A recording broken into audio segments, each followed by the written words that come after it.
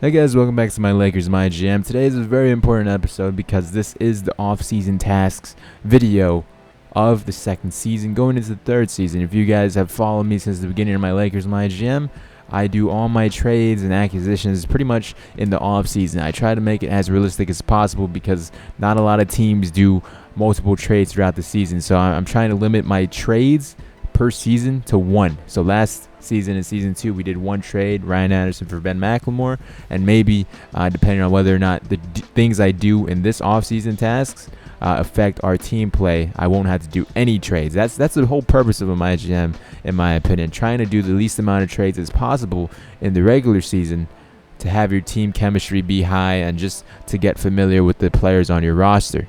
Now, unfortunately, my Elgato, the best gaming capture device on the market, and when I say that, I mean it's probably one of the worst, most unreliable gaming capture devices on the market, it failed to record my live commentary. It messed up the game footage, even though if it's not really game footage, just menu screens, but a part of the menu screens are pretty glitchy, and hopefully I could explain to you guys in this post commentary all the trades I do and everything that's going on in part 1, because I will be putting up part 2 later on this week, probably at the end of the week, because I have some other videos planned out. I failed trying to get the best coach in NBA 2K and Jason Kidd.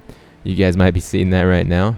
That's one of my biggest pet peeves, because last year in season 1, at the end of season 1, I tried to go after Jason Kidd. I had no idea what I was doing. I offered him less than max money.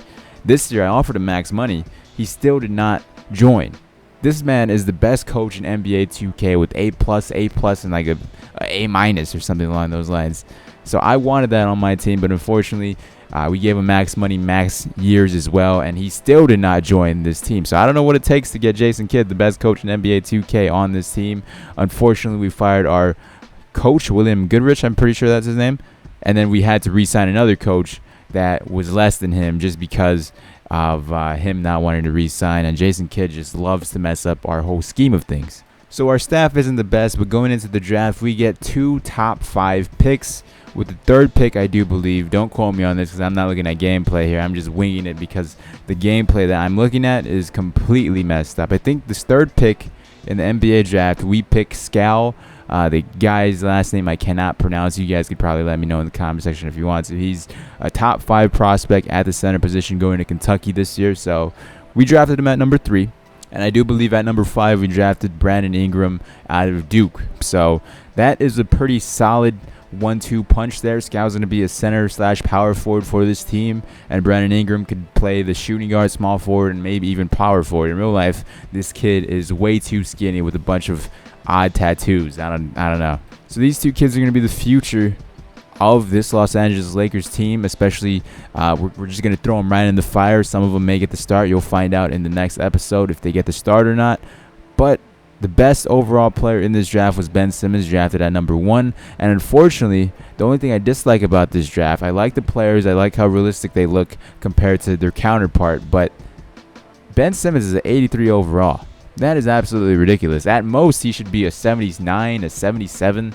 Make it a little bit more realistic. As for our guys, I think Scal was a 77 and Brandon Ingram was like a 73 or 75. So they're definitely going to be thrown into the fire with this Lakers team, considering we're going younger. Kobe's still on this team. He's not retired yet. We're going to try to re-sign Kobe, and we do re-sign Kobe, actually. And now this is the part where it gets a little bit interesting. After we drafted our 2 young guys, we still had 2 late draft picks in the first round as well. So we traded those 2 first late round draft picks for Tristan Thompson and Iman Shumpert, along with giving away Jeremy Lin. So we got Tristan Thompson and Iman Shumpert.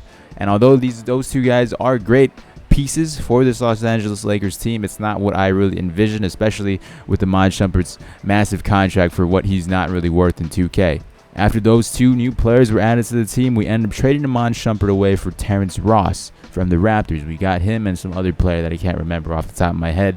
Like I said in the beginning, gameplay, live commentary were messed up because of the Elgato, so hopefully I could show you guys. If not, I'm just going to run you down the trades that I did. After we got Terrence Ross, we ended up trading Terrence Ross as well for Isaiah Cannon. That was a salary dump. We ended up keeping Isaiah Cannon and Tristan Thompson after the Terrence Ross trade, and then we're going to flip Isaiah Cannon and Tristan Thompson as well, just for money purposes. And I do believe the last trade that we do in the off season, or in the draft rather, not the off season, because we do some more trades. This is not a complete team yet. In the draft, the last trade we do is we trade Tristan Thompson and Isaiah Cannon for Tyson Chandler and a future first-round draft pick. So I personally like that. Tyson Chandler will not be staying on this team.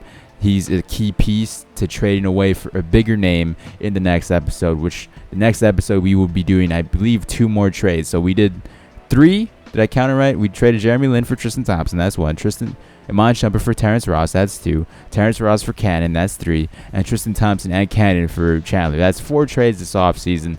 We probably have 1 or 2 more next episode, and then we're done for trades the entire 3rd season, depending on how well this team does. So I know this episode may be a little bit crazy. I'm going to break down the last major trade we do next episode, along with the minor trade we do next episode, along with the entire plan for this Lakers team. Now, like I said in the beginning, I try to keep this as realistic as possible, but at the same time, I want to win a championship with this team as fast as possible. Yes, I could have probably traded away Kobe Bryant for a big-name player the first season and most likely made the playoffs, at least made the finals in the first season, but I did not do that. I'm trying to build up with this team. This is the 3rd season. Most likely the Lakers will be relevant in 3 years, so that's why I'm doing it my way. And although some of you guys may disagree with the realism in this is a video game after all. None of this is extremely accurate. I'm just trying my absolute best to make it as realistic as possible where the Lakers will be in 3 years. And I'm not saying in 3 years they're going to win a championship, but they will be, hopefully, fingers crossed, a playoff contender team.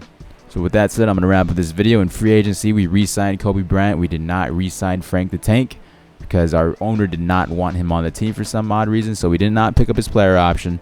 We let him walk, and that was pretty much it. We didn't really have that much free agency. We picked up the player option with Julius Randle and Joel Embiid, so they're on the team. All of our young guys we picked up the player options on, so they're going to be here for a while, and we're going to have to wait and see what happens next episode, and hopefully you guys approve of this trade come next episode. So I'll talk to you guys later. I've been rambling.